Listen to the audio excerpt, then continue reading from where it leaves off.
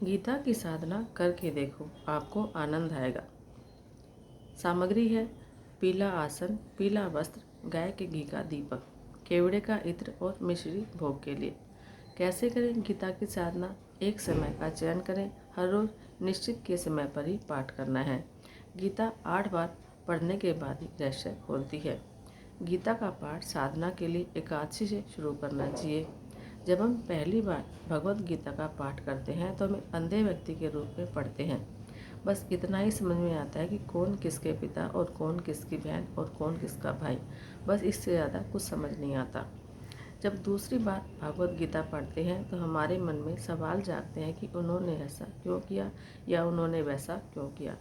जब हम तीसरी बार भगवत गीता को पढ़ते हैं तो हमें धीरे धीरे उसके मतलब समझ में आने शुरू हो जाते हैं, लेकिन हर एक को मतलब अपने अपने तरीके से ही समझ में आते हैं।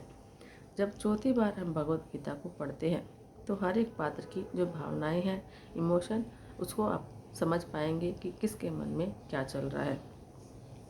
जैसे अर्जुन के मन में क्या चल रहा है, पर दुर्योधन के मन में क्या चल रहा है, इसको हम समझ पाएंगे। जब 5वीं बार हम भगवत गीता को पढ़ेंगे तो पूरा कुरुक्षेत्र हमारे मन में खड़ा होता है, तैयार होता है। हमारे मन में अलग अलग प्रकार की कल्पनाएं होती हैं।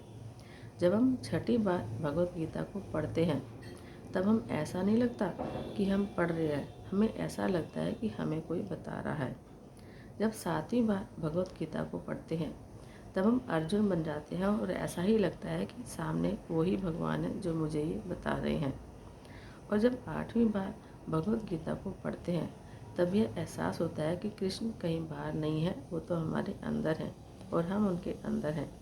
जब हम 8 बार भगवत गीता पढ़ लेंगे तब हमें गीता का महत्व पता चलेगा कि संसार में भगवत गीता से अलग कुछ है ही नहीं और इस संसार में भगवत गीता ही हमारे मोक्ष का सबसे सरल उपाय है। भगवत गीता में ही मनुष्य के सारे प्रश्नों के उत्तर लिखे हैं। जो प्रश्न मनुष्य ईश्वर से पूछना चाहता है वो बस गीता में सहज ढंग से लिखे हैं।